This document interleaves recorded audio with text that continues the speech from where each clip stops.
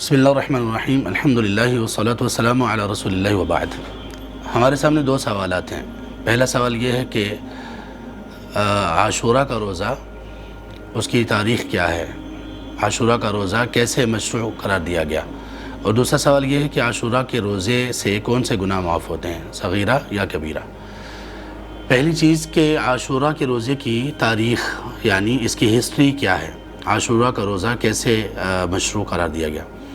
عاشوراء کے روزے کے سلسلے میں تین چیزیں ہیں۔ سب سے پہلی چیز، اللہ کے رسول صلی اللہ علیہ وسلم جب مکہ میں موجود تھے تو تب وہاں مکہ کے لوگ بھی یہ عاشوراء کا روزہ، محرم کی 10 تاریخ کا روزہ رکھا کرتے تھے۔ سیدہ عائشہ رضی اللہ عنہ بیان کرتی ہیں، کانوا یصومون اہل الجاہلیہ، یہ جاہلیت کے لوگ اللہ کے رسول صلی اللہ علیہ وسلم کی موجودگی میں مکہ میں اس کا روزہ رکھا کرتے تھے۔ اور امام نووی وغیرہ رحمہ اللہ نے لکھا کہ یہ انہوں نے اپنے دین ابراہیمی سے جو اعمال لیے ان میں سے ایک عمل یہ تھا کہ وہ اس دن کا روزہ رکھا کرتے تھے۔ تو اللہ کے رسول صلی اللہ علیہ وسلم نے بھی اس دن کا روزہ رکھنے کا حکم دیا مکہ میں۔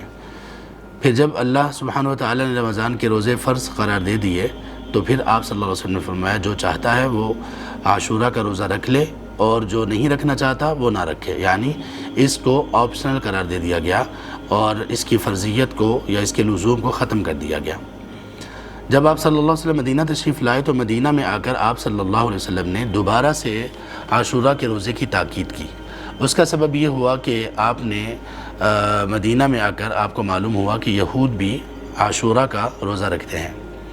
آپ نے جب دریافت کیا تو انہوں نے کہا کہ یہ وہ دن تھا جس میں اللہ تبارک و تعالیٰ نے موسیٰ علیہ السلام اور بنی اسرائیل کو فرعون سے نجات دی اور فرعون کو اس دن غرق کیا، تو ہم اس دن کی تعظیم اور احترام میں اور موسیٰ علیہ السلام کے ساتھ اظہار تشکر کے سلسلے میں ہم یہ روزہ رکھتے ہیں۔ تو تب آپ صلی اللہ علیہ وسلم نے اپنے صحابہ سے کہا، نحن احق بموسیٰ، ہم موسیٰ علیہ السلام کے زیادہ ان کے حقدار ہیں، ان کا زیادہ ہم حق رکھنے والے ہیں یہود کی نسبت، تو ہم بھی روزہ رکھا کریں گے۔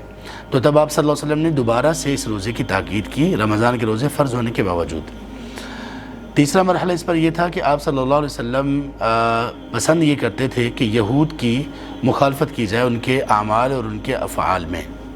تو آپ صلی اللہ علیہ وسلم کو جب یہ معلوم ہوا کہ وہ 10 کا روزہ رکھتے ہیں تو پھر آپ نے فرمایا، لئن بقیت الی قابل لأصومن التاسع، اگر میں آئندہ سال زندہ رہا، باقی رہا تو میں 9 کا روزہ رکھوں گا۔ اور اس کے متعلق جمہور علماء کا یہ موقف ہے کہ 9 کا روزہ رکھوں گا، اس کا مطلب یہ ہے کہ 10 کے ساتھ 9 کا روزہ رکھوں گا، 10 کے ساتھ 9 کا روزہ بھی رکھوں گا تاکہ ان کی مخالفت ہو جائے۔ اور اس میں سبب یہ نہیں تھا کہ جو اصل روزہ ہے جس کی وجہ سے گناہوں کا کفارہ ہوتا ہے، جیسے آپ صلی اللہ علیہ وسلم نے فرمایا کہ ایک سابقہ سال کے گناہوں کا کفارہ بنتا ہے عاشوراء کا روزہ، تو اس میں اصل فضیلت کا جو روزہ ہے وہ 10 محرم کا ہے۔ 9 کا روزہ آپ صلی اللہ علیہ وسلم نے ان کی مخالفت کے لیے رکھنے کا عزم کیا۔ تو اہل علم نے یہ فرمایا کہ اگر کوئی شخص 9 اور 10 کا روزہ رکھتا ہے تو پھر یہ بہترین چیز ہے اس کی یہود کی مخالفت کے لیے اور اجر کو حاصل کرنے کے لیے۔ لیکن اگر کوئی شخص اکیلا روزہ رکھنا چاہتا ہے تو اہل علم کے نزدیک یہ بھی مکروہ نہیں ہے، کیونکہ اصل فضیلت کا باعث جو روزہ ہے وہ 10 کا روزہ ہے۔ شیخ الاسلام ابن تیمیہ رحمہ اللہ وغیرہ نے یہ لکھا کہ اگر کوئی شخص اکیلا 10 محرم کا روزہ رکھتا ہے تو یہ بھی مکروہ نہیں ہے، اس کو بھی وہ فضیلت ملے گی جو اس کی فضیلت موجود ہے۔ شیخ ابن عثیمین رحمہ اللہ نے کہا کہ کامل مخالفت یہ ہے کہ 9، 10 اور 11 کا روزہ رکھا جائے، 9، 10 اور 11 کا روزہ رکھا جائے، اور اس کے بعد دوسرے نمبر پر صورت یہ ہے کہ 9 اور 10 کا رکھا جائے یا 10 اور 11 کا رکھا جائے، تاکہ ایک روزے کو ساتھ ملا لیا جائے مخالفت کی وجہ سے، اس سے بھی مخالفت ہو جاتی ہے۔ اور تیسرا یہ ہے کہ پھر صرف اکیلا 10 محرم کا روزہ ہی رکھا جائے جس کی فضیلت ہے۔